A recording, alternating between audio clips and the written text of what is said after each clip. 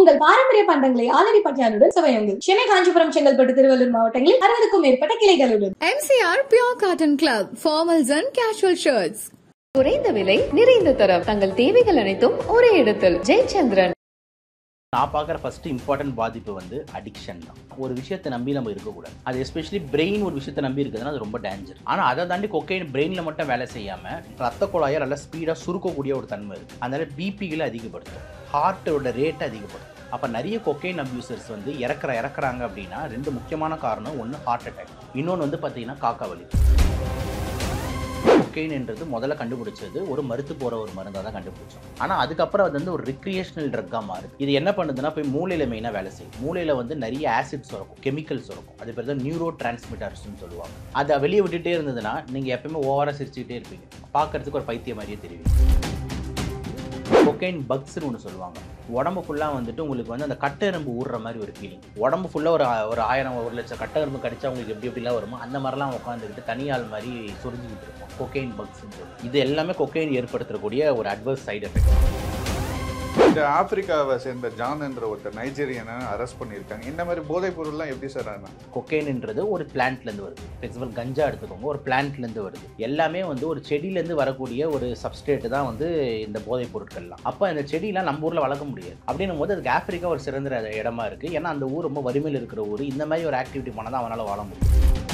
Addiction ஆகும்போது அவனுக்கு வர எஃபெக்ட்ஸ் வந்து பார்த்தீங்கன்னா ரொம்ப மோசமான எஃபெக்ட்ஸ். ஸோ அவன் ஒரு டெலியூஷன் ஸ்டேட், ஃபால்ஸ் பிலீஃப் ஸ்டேட்டுக்கு போகும். செக்ஷுவாலிட்டி டிசைர் இன்க்ரீஸ் ஆகும். அவன் நேராக போய் ஒரு கேர்ள் எங்கே வேணாலும் பிடிப்பான். ஓகேங்களா, அம்மானு தெரியாமல் அம்மா கூட ஏதாவது போய் தவறாக ஒரு விஷயம் பண்ணுவான். இப்போ இந்த மாதிரி இந்த கொக்கைன் கேங்குங்கெல்லாம் ஒன்றா சேர்ந்துட்டானுன்னு வச்சுக்கோங்க, ஒரு 10-15 பேர்.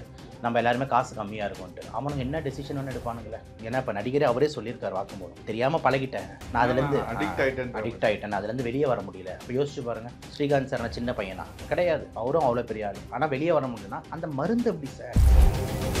நம்ம கொக்கைன்னால நான் கொக்கைனை பற்றி இவ்வளோ நேரம் பேசிகிட்டு இருந்தோம்.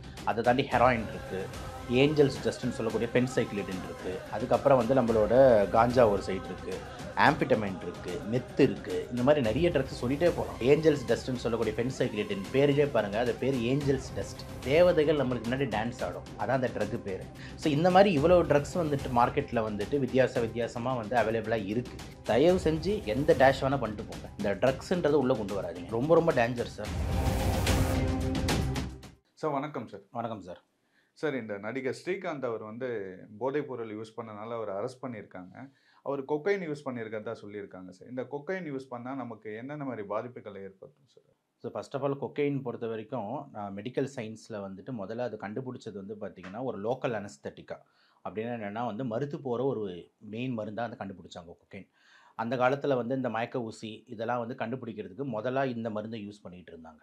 ஆனால் கொக்கைன் அப்புறம் ஏன் பேன் ஆச்சு அப்படின்னு பார்த்தீங்கன்னா, நிறைய டைமில் இந்த கொக்கைன் போடும்போது பேஷண்ட்டுக்கு வேறு சில சைடு எஃபெக்ட்ஸ் வர ஆரம்பிச்சிது. அதில் முக்கியமான ஒரு எஃபெக்ட் தான் வந்து இந்த போதை அடிக்ஷன். திருப்பி அதை தேடி வர ஆரம்பித்தாங்க நிறைய பேர். அதனால தான் அதுக்கப்புறம் கொக்கைன் வந்து மெடிக்கல் சயின்ஸ்லேருந்து வெளியே எடுத்துட்டு கொக்கைனோட தம்பிகளை தான் இப்போ யூஸ் பண்ணிக்கிட்டு இருக்கோம். லிக்னோகெயின், பிரிலோகெயின், இந்த மாதிரி இதெல்லாம் வந்துட்டு நம்ம யூஸ் பண்ணுறோம். ஆனால் அது கூட மருத்துவமனையில் மட்டும்தான், டாக்டர்ஸ் மட்டும்தான் வந்து அதை ஆப்ரேஷன் தேட்டரில் யூஸ் பண்ணுவாங்களே தவிர மற்றபடி இந்த ஃபார்மசிலேயோ இல்லை வெளி மருந்துங்களையோ அதெல்லாம் கிடைக்காது. ஓகே, ஸோ ஏதை நான் சொல்கிறேன்னா, கொக்கைன்ன்றது முதல்ல கண்டுபிடிச்சது ஒரு மருத்து போகிற ஒரு மருந்தாக தான் கண்டுபிடிச்சோம். ஆனால் அதுக்கப்புறம் அது வந்து ஒரு ரிக்ரியேஷனல் ட்ரக்காக மாறுது. ரிக்ரியேஷனல்னால் வந்து அதுக்கு வந்து ஒரு நல்ல ஒரு போதைத்தன்மை கிடைக்குது அப்படின்றதுனால ரிக்ரியேஷனல் ட்ரக்காக வந்து மாறுது. ஸோ அதுக்கப்புறம் நிறைய பேர் அதை அப்யூஸ் பண்ண ஆரம்பிக்கிறாங்க. அதான் கரெக்டான வார்த்தை. இது என்ன பண்ணுதுன்னா போய் மூளையில் மெயினாக வேலை செய்யுது. மூளையில் வேலை செஞ்சு மூளையில் வந்து நிறைய ஆசிட்ஸ் இருக்கும், கெமிக்கல்ஸ் இருக்கும். அது பேர் தான் நியூரோ டிரான்ஸ்மிட்டர்ஸ்னு சொல்லுவாங்க. Example dopamine, serotonin. இதெல்லாம் மூளை வந்து தேவையானப்போ செக்ரேட் பண்ணும், அப்புறம் திருப்பி உடனே உறிஞ்சிக்கும். எப்போ செக்ரேட் பண்ணுன்னா, திடீர்னு வந்து உங்களுக்கு ரொம்ப சந்தோஷமான ஒரு விஷயம், நீங்கள் அஹான்னு சிரிக்கிறீங்கன்னா அப்போ வெளியே விடும், திருப்பி உள்ளே இழுத்துக்கும். அதை வெளியே விட்டுட்டே இருந்ததுன்னா நீங்கள் எப்பயுமே ஓவராக சிரிச்சுக்கிட்டே இருப்பீங்க, பார்க்கறதுக்கு ஒரு பைத்தியம் மாதிரியே தெரிவிங்க. புரியுதா நான் சொல்கிறது? ஸோ மூளை இந்த மாதிரி வந்து ஒரு அழகான வேலையை செய்யும். ஆனால் இந்த கொக்கைன் என்ன பண்ணுதுன்னா போய் பிரெயினில் அந்த திருப்பி இழுத்துக்குதில்ல, அதை போய் பிளாக் பண்ணிடுது. அப்படி பிளாக் பண்ணுறதுனால அந்த செக்ரேட்டான இந்த டோபமின் அப்படின்ற கெமிக்கல் பிரெயினில் அதிகமாகுது. ஏன்னா அது திருப்பி இழுத்துக்க மாட்டேன் இந்த பிரெயின், ஏன்னா கொக்கைன் போய் இதை பிளாக் பண்ணுறதுனால. அப்போ வந்து இது வந்து டோபமின் அதிகமாகிறதுனால பிரெயினில் இவன் வந்து யூஃபோரிக் எஃபெக்ட்ஸ்க்கு போகிறான். யூஃபோரிக் எஃபெக்ட்ஸ்னு என்னென்னா பயங்கரமான நான் தான் சந்தோஷமான ஒரு ஆள் அப்படின்னு சொல்லிட்டு இஷ்டத்துக்கு வந்துட்டு நைட்டு ஃபுல்லாக விளையாடுறது, நைட்டு ஃபுல்லாக ஆடுறது, ஒரு வேற பரவச நிலைன்னு சொல்கிறோம்ல, அந்த மாதிரி ஒரு நிலைக்கு வந்து அடைஞ்சிடறாரு. கண்டினியூஸாக சிரிச்சுக்கிட்டு, irrelevant-ஆ சிரிச்சுக்கிட்டு, சிச்சுவேஷன்ஸ்க்கு ஏற்ற தெரியாத இடத்துல வந்துட்டு ஹாப்பியாக இருந்துட்டு, இந்த மாதிரிலாம் ஒரு எஃபெக்ட்ஸ் வந்து யூஃபோரிக் எஃபெக்ட்ஸ் வந்து கொக்கைன் கொடுக்குது. இதுதான் வந்து மெயின் எஃபெக்ட்ஸாக வந்து இவங்க நிறைய பேர் வந்து இதுக்கு அடிக்ட் ஆகுறாங்க. என்ன ஆகுது, நீங்கள் கேட்ட மாதிரி வேறு என்ன பாதிப்புகள் வரலாம் அப்படின்ற மாதிரி கேள்வி கேட்டிருந்தீங்க. பாதிப்புகள் பொறுத்த வரைக்கும் நான் பார்க்குற ஃபஸ்ட்டு இம்பார்ட்டன்ட் பாதிப்பு வந்து அடிக்ஷன் தான். ஏன் அதை நான் இம்பார்ட்டன்ட் பாதிப்புன்னு சொல்கிறேன்னா, ஒரு விஷயத்தை நம்பி நம்ம இருக்கக்கூடாது. அப்படி இருந்து நம்ம பாடி ஒரு விஷயத்தை நம்பி இருந்ததுன்னா அது அடிக்ஷன். அது எஸ்பெஷலி பிரெயின் ஒரு விஷயத்தை நம்பி இருக்குதுன்னா அது ரொம்ப டேஞ்சர். ஓகேங்களா? இப்போ எக்ஸாம்பிள் வந்து இப்போ கொக்கைன் நீங்கள் வந்து ஒரு நாள் எடுக்கலனா கூட உங்களுக்கு அந்த வேலையே நடக்காது. அன்றைக்கி நீங்கள் வந்து இன்றைக்கி நான் போய் படிக்கணும், இன்றைக்கி நான் பேஷண்ட்டை பார்க்கணும், இன்றைக்கி நான் வந்து ஷூட் எடுக்கணும், அது மாதிரி எதுவுமே தெரியாது. ஓகேங்களா? அதை முதல்ல நான் எடுக்கணும், அது எங்கே அது கொடுங்க, எனக்கு ஒரு மாதிரி இருக்குது அப்படின்ட்டு அதை தேடி தான் போகும். அப்போ உங்கள் டெய்லி லைஃப் முடங்குது. அப்போ இங்கே முக்கியமான பாதிப்பு வந்து அடிக்ஷன் தான் ஃபஸ்ட்டு ரொம்ப இம்பார்ட்டண்ட்டாக. ஆனால் அதை தாண்டி கொக்கைன் பிரெயினில் மட்டும் வேலை செய்யாமல், நம்ம கொக்கைனோட இன்னொரு அழகான ப்ராப்பர்ட்டி என்னென்னா பவர்ஃபுல் வேசோ கன்ஸ்ட்ரிக்டர். அப்படின்னா என்னென்னா ரத்த குழாயை நல்லா ஸ்பீடாக சுருக்கக்கூடிய ஒரு தன்மை இருக்குது. அதனால் பிபிகளை அதிகப்படுத்தும், ஹார்ட்டோட ரேட்டை அதிகப்படுத்தும்.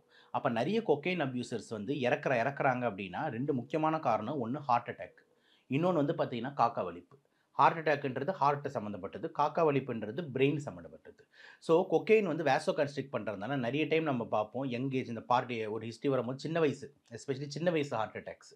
இப்போ எக்ஸாம்பிள் வந்து ஒரு 25 வயசு ஒரு பொண்ணு, 25 வயசு ஒரு பையன், இவங்கலாம் வந்து பார்த்தீங்கன்னா திடீர்னு நைட்டு வந்து நெஞ்சு வலி அந்த மாதிரிலாம் வந்து ஒரு லெவலில் வந்து வராங்க அப்படின்னும் போது இசிஜி எடுத்து ஹார்ட் அட்டாக்னு வருதுன்னா, அப்போ அவங்களுக்கு ஹிஸ்ட்ரி நம்ம கேட்கும்போது என்ன பண்ணிகிட்டு இருந்தீங்க, என்ன எப்போ இப்படி ஆச்சு அப்படின்னு கேட்கும்போது ஒன்றும் இல்லை, we are just having fun. என்ன ஃபன்னு? பார்ட்டியில் இருந்தோம். அங்கே என்ன யூஸ் பண்ணீங்க? கொக்கைன் அப்யூஸ் இருந்தது. அப்போ கொக்கைன் எடுத்ததுக்கு அப்புறம் தான் இந்த மாதிரி ஹார்ட் அட்டாக் வந்திருக்கா? ஸோ கொக்கைன் ஒரு ஹார்ட் அட்டாக்கு ஒரு முக்கியமான காரணமாக இருக்குது. அதுதான் கொக்கைன் ரிலேட்டட் மரணத்துக்கும் முக்கியமான காரணம். அதே சேம் கொக்கைன் வந்து பிரெயினில் வந்துட்டு காக்கா வலிப்பையே ஏற்படுத்தும்.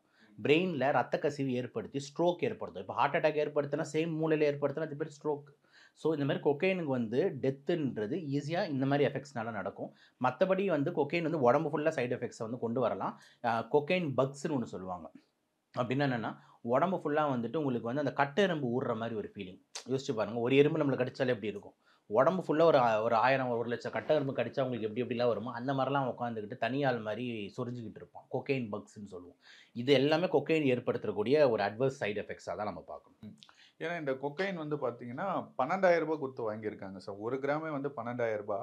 அப்போ இவர் வந்து ஒரு 40-50 வாட்டி வாங்கியிருக்கிறதா சொல்கிறாங்க இல்லையா சார்? அவ்வளோ காஸ்ட்லியா சார் அது? ரொம்ப காஸ்ட்லி.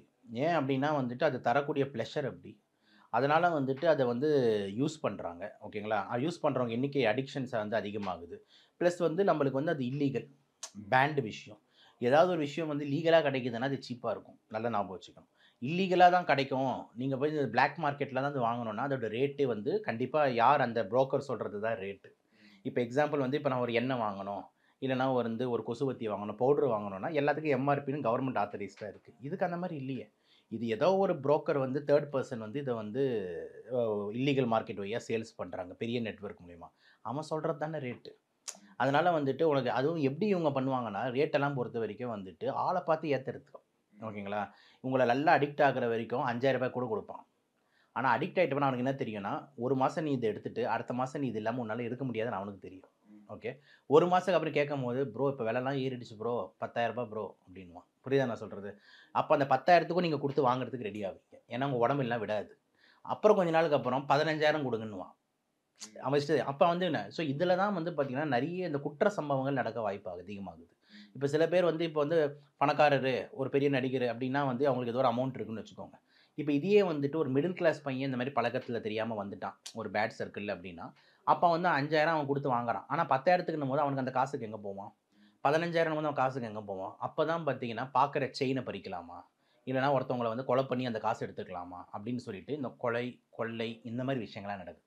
அதனால தான் வந்துட்டு சொல்கிறேன், இவ்வளோ ரேட்டுனா வந்துட்டு எஸ், ஏன்னா இது இல்லீகல் ட்ரக்கு, பேண்டு ட்ரக்கு, இதெல்லாம் அலவுடே கிடையாது நேஷனில் அப்படின்னும் போது, அது பிளாக் மார்க்கெட் மூலியமாக விநியோகம் நடக்கும் போது யார் என்ன ரேட்டு சொல்கிறானோ அதான் ரேட்டு. அவன் இஷ்டத்துக்கு ரேட்டை ஏற்றுவான். ஓகேங்களா? ஒரு நல்ல உதாரணம், ஒரு படம் ரிலீஸ் ஆகுதுன்னா முதல் டே ஒரு பெரிய நடிகர் படம் ரிலீஸ் ஆகுதுன்னா, ஸோ அப்போ நம்ம என்ன சொல்கிறாங்க, யார் அந்த ரசிகர் மன்ற என்ன ரேட்டு, 2,000 ரூபாய் டிக்கெட்டு அப்படின்வான். நம்ம கொடுத்து வாங்கிட்டு போய் பார்ப்போம். சில நேரத்தில் வந்து லாஸ்ட் மினிட்ல போய் கேட்டால் 5,000 ரூபாய் கொடுக்குறியா அப்படின்வான். ஸோ இஷ்டத்துக்கு ரேட்டு ஏற்றுறாங்க. ஏன்னா இந்த படத்தோட போகிறதுக்கு அந்த மாதிரி அடிக்டர்ஸ் வந்துட்டு இஷ்டத்துக்கு ரேட் கொடுத்து வாங்குறாங்க. இந்த ஆப்பிரிக்காவை சேர்ந்த ஜான் என்ற ஒருத்தர் நைஜீரியனை அரெஸ்ட் பண்ணியிருக்காங்க. இந்த மாதிரி போதைப் பொருள்லாம் எப்படி சார் ஃபுல்லாவே நம்ம ஆப்பிரிக்கால இருந்து தான் வருது இல்லையா சார்? சார், வேற என்னென்ன மாதிரி போதைப் பொருள் வருது? கண்டிப்பா. ஏன்னா வந்து விளைவிக்கிறாங்க sir. They're able to cultivate it, plant it. அதுதான் ரொம்ப ரொம்ப இம்பார்ட்டன்ட்டு. அதுக்கான சூழ்நிலையும் அங்கே வந்து கொஞ்சம் இருக்குது. ஏன்னா அங்கே வந்து அந்தளவுக்கு ரூல்ஸ் வந்து பெருசாக ஸ்ட்ரிக்டாக இல்லை. அந்தளவுக்கு வந்துட்டு இந்த இந்த ட்ரக்ஸ் எல்லாம் வந்து அடக்கணும் உடணும். ஏன்னா அவங்களே வந்து ஆஃப்ரிக்கான்றது ஒரு டார்க் காண்டினென்ட், அவங்களே ஒரு வறுமையில் இருக்கிற ஒரு காண்டினென்ட். அப்போ அவங்க இந்த மாதிரிலாம் அங்கே இருக்கிற மக்கள் ஏதாவது இல்லீகலாக இந்த மாதிரி ஏதாவது ஆக்டிவிட்டி பண்ணாதான் அவங்க வாழ முடியும். ஓகேங்களா? அதனால் அவங்க வந்து வேறு வேறு இஷ்டத்துக்கு என்னென்னலாம் முடியுமோ எல்லா ஆக்டிவிட்டிலையும் ஈடுபடுறாங்க. அப்போது அந்த ஆஃப்ரிக்கா வந்து இந்த ரீஜன்ன்றது கல்டிவேட் பண்ணுறதுக்கு, அதாவது இதை வந்து நம்மளை வந்து உற்பத்தி பண்ணுறதுக்கு ஒரு முக்கியமான ஒரு இடமா இருக்குது. அங்கேருந்து வாங்கி புரோக்கர்ஸ் வந்து அடுத்தடுத்த சப்ளை செயினில் வந்து வேறு வேறு ஊருக்கு வந்து சேருது. ஓகேங்களா? ஏன்னா இது எல்லாமே ஞாபகம் வச்சுக்கு, இதெல்லாம் செடி.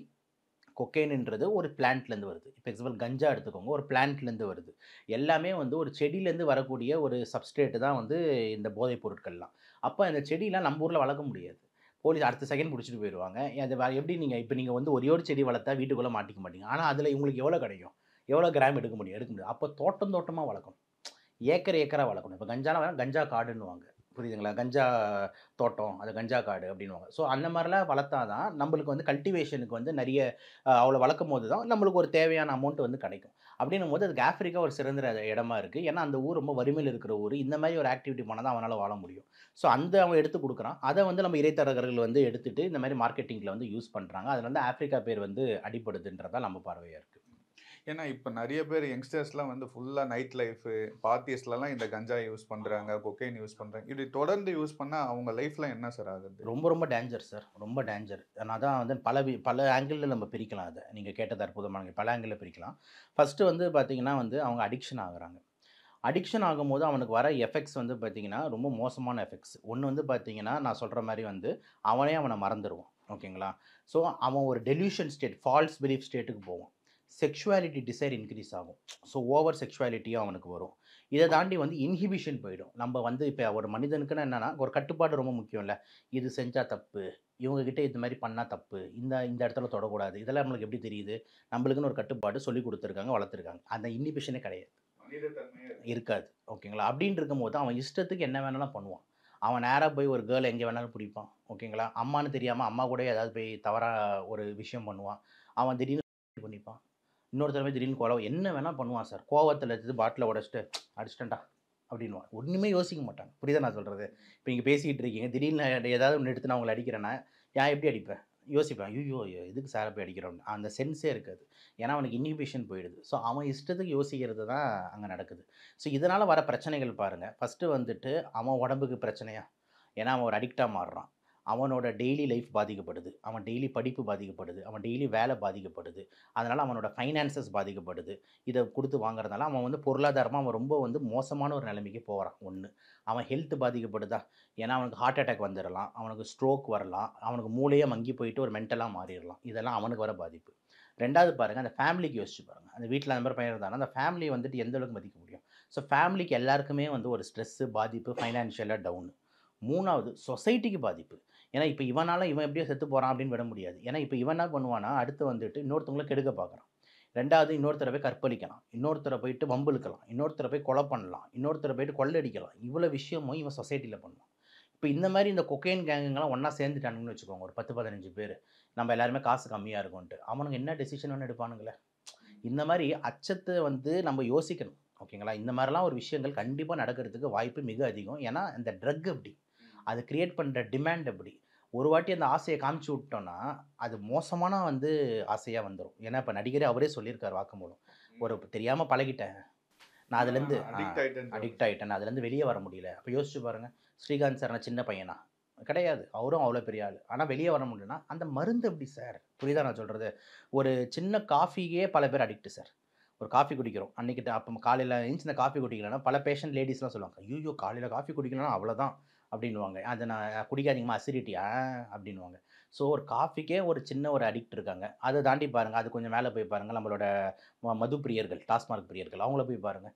டெய்லி அந்த குவார்ட்டர் நடித்தா தான் அவங்களுக்கு வேலை நடக்கும். அப்போ அவங்க அந்தளவுக்கு அடிக்டில் இருக்காங்கன்னா, இதெல்லாம் தாண்டி ஒரு 1000 மடங்கு வந்து அதிகமாக உட்காந்துருக்கிறது யார்? இந்த சிந்தட்டிக் ட்ரக்ஸ். அப்போ இதோட எஃபெக்ட்ஸ் எப்படி இருக்குன்னு பாருங்கள். அப்போ நீங்கள் நினைக்கிற அளவுக்கு ஈஸியாக வெளியே வர முடியாது. அதனால தான் சொல்கிறேன், இந்த வாசமே நம்மளோட ஊர் மக்களுக்கோ நம்மளோட வருங்கால ஜென்ரேஷனுக்கோ நம்மளோட பசங்களுக்கோ தெரியவே கூடாது. இந்த மாதிரி ஒரு விஷயம் இருக்குன்னே தெரியக்கூடாது. ஏன்னா இது நம்ம என்டையர் சொசைட்டியை ரூயின் பண்ணிடும். நம்ம வருங்கால ஜென்ரேஷனோ இல்லை இந்தியாவோ எதை நம்பி இருக்குன்னு நான் பார்க்குறேன் அப்படின்னா வந்துட்டு நம்ம அடுத்த ஜென்ரேஷன் மாணவர்களை நம்பி தான் இருக்குது. ஸோ இவங்க எல்லாருமே வந்து இந்தியாவோட ஒரு பெரிய சொத்து. இதை எல்லாத்தையுமே வந்து திசை திருப்பி இவங்களோட மூளையை மங்க வச்சு இஷ்டத்துக்கு தவறான ஒரு முடிவுகள் எடுக்க வச்சு நம்மளோட மக்களுக்கே எதிராக எடுக்க வச்சு நம்மளோட தமிழர்களுக்கே இருக்கிறது நம்மளோட இந்தியருக்கு எடுக்கிற என்ன வேணால் அது மூளை செலவு பண்ணும். அதனால் இந்த மாதிரி விஷயத்த அரசு வந்துட்டு இரும்பு கணம் கொண்டு அடக்கணும். இந்த மாதிரி 0 டாலரன்ஸ் டு ட்ரக்ஸ்னு ஒரு வார்த்தை இருக்குது. 0 டாலரன்ஸ், ஓகேங்களா? தயவு செஞ்சு நான் தான் சொல்கிறேன்னா சார், எந்த டேஷ் வேணால் பண்ணிட்டு போங்க, இந்த ட்ரக்ஸுன்றது உள்ளே கொண்டு வராதிங்க. ஏன்னா அது வந்து ரொம்ப சென்சிட்டிவ் டாபிக். ஏன்னா பல பேரை நம்ம கண்ணால் பார்த்துருக்கோம். இந்த ட்ரக்ஸில் போயிட்டு வெளியே வர முடியாமல் எத்தனை பேர் சீரழிகிறாங்க அப்படின்னு சொல்லிட்டு நிறைய வீடியோ. சும்மா நீங்கள் இது போய் அமெரிக்காலலாம் ஜஸ்ட்டு அடித்து பார்த்தீங்கன்னா உங்களுக்கு தெரியும், மோசமாக காமிப்பான். ஓகேங்களா? சில ட்ரக்ஸ்ல ரொம்ப சீப்பாக கிடைக்குதாங்க சார், இன்ஜெக்ஷன் அடிக்கிறாங்க, என்ன மாதிரி விஷயங்கள்லாம் பண்ணுறாங்க. கண்டிப்பாக நிறைய ட்ரக்ஸ் இருக்குது சார். இப்போ நம்ம கொக்கைன்னால கொக்கைனை பற்றி ஒரு நேரம் பேசிகிட்டு இருந்தோம். அதை தாண்டி ஹெராயின் இருக்குது, ஏஞ்சல்ஸ் டஸ்ட்னு சொல்லக்கூடிய ஃபென்சைக்ளிடின் இருக்குது, அதுக்கப்புறம் வந்து நம்மளோட காஞ்சா ஒரு சைடு இருக்குது, ஆம்ஃபிட்டமைன் இருக்குது, மெத்து இருக்குது. இந்த மாதிரி நிறைய ட்ரக்ஸ் சொல்லிகிட்டே போகலாம். ஓகேங்களா? ஒன்று ஒரு ப்ளஷரை தருது. ஓகே, இப்போ எக்ஸாம்பிள் வந்துட்டு இது ஏஞ்சல்ஸ் டஸ்ட்னு சொல்லக்கூடிய ஃபென்சைக்ளிடின் பேரிலே பாருங்கள், அது பேர் ஏஞ்சல்ஸ் டஸ்ட். தேவதைகள் நம்மளுக்கு முன்னாடி டான்ஸ் ஆடும், அதான் அந்த ட்ரக்கு பேர். அந்த மாத்திரையை போட்டிங்கன்னா யூ வில் ஃபீல் தட் எல்லா கேர்ள்ஸும் ஒன்று சுற்றி ஆடுற மாதிரி, அதுதான் அந்த ட்ரக்கு பேர், ஃபென்சைக்ளிடின் ட்ரக்கு. ஸோ இந்த மாதிரி இவ்வளோ ட்ரக்ஸ் வந்துட்டு மார்க்கெட்டில் வந்துட்டு வித்தியாசமாக வந்து அவைலபிளாக இருக்குது. இது எல்லாமே சிந்தட்டிக் ட்ரக்ஸ். சிந்தட்டிக்னா என்னென்னா, இந்த பிளான்ட்லேருந்து எடுத்து அதில் இவன் கொஞ்சம் மருந்துங்களை சேர்த்து ஒரு புது மருந்தை க்ரியேட் பண்ணுறான். புரியுதுங்களா? இதுக்கு ஒரு பெரிய லாபியே இருக்குது. ஸோ இதெல்லாம் இன்டர்நேஷ்னலுக்கு ஓகே சார், ஏதோ ஒரு யூரோப்பில் ஒரு இடத்துல நடக்குது, இல்லை யூஎஸ் நடக்குது, எல்லா ஊரும் ட்ரக் டாலரன்ஸ் 0 டாலரன்ஸ் தான் சொல்கிறான். பட் ஆனால் வந்துட்டு அங்கே ஏதோ பண்ணிட்டு போகிறாங்க. நான் என்னை பொறுத்த வரைக்கும் நம்ம ஊருங்களுக்கு அது ரொம்ப ரொம்ப டேஞ்சர் சார். நம்மளோட பொருளாதாரத்தையும் சரி நம்மளோட மாணவர்களோட வளர்த்தையும் சரி எல்லாத்தையும் போய் சுரண்டி விட்டுரும். அதனால் தயவு செஞ்சு யாரோ ஒருத்தர் 2 பேர் இந்த புரோக்கருங்கள் எல்லாம் வாழ்கிறதுக்காக நம்ம மக்களை காவு வாங்க முடியாதுல்ல. அதனால் வந்து ரொம்ப இதுவாக நம்ம வந்து ஒரு முறியடிக்கணுன்றதான் நம்ம வாதம். இதுலேருந்து எப்படி சார் வெளியே கொண்டு வர்றது? ஏன்னா ஒரு மிடில் கிளாஸ் மக்கள் ஒரு 100 ரூபாய்க்கு ட்ரக்ஸ் கிடைக்குது, இல்லை ஹை கிளாஸ் மக்கள் வந்து கொக்கைன் யூஸ் பண்ணுறாங்க. இவங்களெல்லாம் எப்படி சார் வெளியே கொண்டு வர முடியும்? இது வந்து அரசாங்கத்துக்கு ஒரு முக்கியமான ஒரு பொறுப்பு இருக்குன்னு நான் பார்க்குறேன். ஓகேங்களா? ஏன்னா திருப்பியும் வந்து தனியார் மருத்துவமனைக்கு இவங்க போனாங்கன்னா எந்த அளவுக்கு செலவு செய்வாங்கன்ட்டு மக்களுக்கு தெரியாது, கஷ்டம். ஓகேங்களா? நிறைய ஃபேமிலி மிடில் கிளாஸாக இருக்கும், அந்த மாதிரிலாம் இருக்கும். ஸோ இதுக்கு வந்து பார்த்திங்கன்னா வந்து அரசாங்கத்துக்கு வந்துட்டு ஒரு பொறுப்பு ஏன் சொல்கிறோன்னா, ஒரு பெரிய ரீக்ரியேஷன், அதாவது ஒரு பெரிய ரீஹபிலிட்டேஷன் சென்டரை க்ரியேட் பண்ணணும். ஓகேங்களா? இப்போ எப்படி வந்துட்டு ஒரு பெரிய பெரிய ரிசார்ட்ஸ் இதெல்லாம் இருக்குல்ல, ஈசிஆர் சைடில் இந்த சைடில் எல்லாம், அந்த மாதிரி வந்துட்டு ஒரு 50-100 ஏக்கரில் ஒரு பெரிய ரீஹபிலிட்டேஷன் சென்டர் டெவலப் பண்ணணும். ஏன்னா ரீஹபிலிட்டேஷன் சென்டர்ன்றதில் உள்ள எல்லாமே இருக்கணும். என்னென்ன இருக்கணும்? டாக்டருங்களும் இருக்கணும், டான்ஸரும் இருக்கணும், குக்கும் இருக்கணும், விளையாடுறதுக்கு இடமும் இருக்கணும், சமைக்கிறதுக்கு இடம் இருக்கணும், அதே மாதிரி வந்து பார்வை பார்க்கறதுக்கு நல்லா. ஏன் என்ன சொல்கிறேன்னா, மல்டிபிள் டைவர்ஷன்ஸ் தேவை. யார்? ஒரு அடிக்டை வெளியே கொண்டு வரதுக்கு. அவன் அடிக்ஷனில் இருந்துட்டு அவன் திடீர்னு வந்து அவனை நீ வெளியே வாடானா அவன் ட்ரக் வேணா அவனை வந்து அவனுக்கு பிடிச்சதெல்லாம் பண்ண வைக்கிற எல்லா விஷயமும் அங்கே இருக்கணும். இப்போ எக்ஸாம்பிள், நான் ஒரு அடிக்ட், எனக்கு கிரிக்கெட் ஆட பிடிக்கும் அப்படின்னும் போது திடீர்னு வாங்க ஒரு மேட்ச் போடுவோம் அப்படின்னு சொல்லிட்டு அவனை கிரிக்கெட் ஆட டைவர்ட் பண்ணணும். திடீர்னு அவனுக்கு பிடிச்ச சாப்பாடு, இந்த பிரியாணி உனக்கு பிடிக்குமா, இந்த பிரியாணி சாப்பிடு. அவனை ட்ரக்கை தவிர அவனுக்கு மீதி எல்லாத்தையும் கொடுக்குறது, அவனை என்கேஜ் பண்ணுறது. ஸோ அங்கே சைக்காலஜிஸ்ட் தேவை, சைக்காட்ரிஸ்ட் தேவை, கவுன்சில் பண்ணுறவங்க தேவை. இத்தனை பேரும் எல்லாமே அங்கே சேர்ந்து பண்ணும் போது தான் அந்த அடிக்ஷன்லேருந்து நம்ம வெளியே கொண்டு வர முடியும். அதுதான் ரீஹபிலிட்டேஷன் சென்டர் பண்ணுற வேலை. இது வந்து பார்த்திங்கன்னா அரசாங்கம் வந்துட்டு நம்ம தமிழக அரசாங்கம் இந்த மாதிரி ஒரு ஐடியா எடுத்து அவங்க எதாவது பண்ணாங்கன்னா எனக்கு தெரிஞ்சு இந்தியாவிலே அது ஃபஸ்ட்டாக இருக்கும். ஓகேங்களா? இன்ஃபேக்ட் உலகத்திலேயே கூட ஃபஸ்ட்டாக இருக்கலாம். ஆனால் இது வந்து நீட் ஆஃப் த ஹவர்ன்ற. ஓகேங்களா? ஏன்னா எவ்வளோ பேர் உங்களுக்கு தெரியும், not only cocaine, Kancha addicts இருக்காங்க, மது பிரியர்கள் இருக்காங்க, சிகரெட் விடணும்னு நினைக்கிறவங்க இருக்காங்க, அந்த கூல் லிப் போடுறவங்க இருக்காங்க. இது எல்லாமே அடிக்ஷனில் தான் வருது. அப்போ இத்தனை அடிக்ஸுக்கெலாம் வந்துட்டு நான் வெளியே வரணும்னு எல்லாருக்கும் ஆசை தான். ஆனால் எல்லோரும் ஒரு விதத்தில் சிக்கிக்கிட்டு இருக்காங்க. அப்போ இதெல்லாம் வெளியே கொண்டு வரதுக்கு இந்த மாதிரியான ரீஹபிலிட்டேஷன் முகாம்கள் வந்துட்டு ரொம்ப யூஸ்ஃபுல்லாக இருக்கும் அப்படின்றது என் பார்வை. ரொம்ப நன்றி சார். வாய்ப்புக்கு நன்றி. உங்கள் பாரம்பரிய பண்டங்களை ஆலடி பட்டியானுடன் சுவையுங்கள். சென்னை, காஞ்சிபுரம், செங்கல்பட்டு, திருவள்ளூர் மாவட்டங்களில் 60க்கும் மேற்பட்ட கிளைகளுடன் MCR Pure Cotton Club, formals and casual shirts. குறைந்த விலை, நிறைந்த தரம், தங்கள் தேவைகள் அனைத்தும் ஒரே இடத்தில். ஜெயச்சந்திரன்.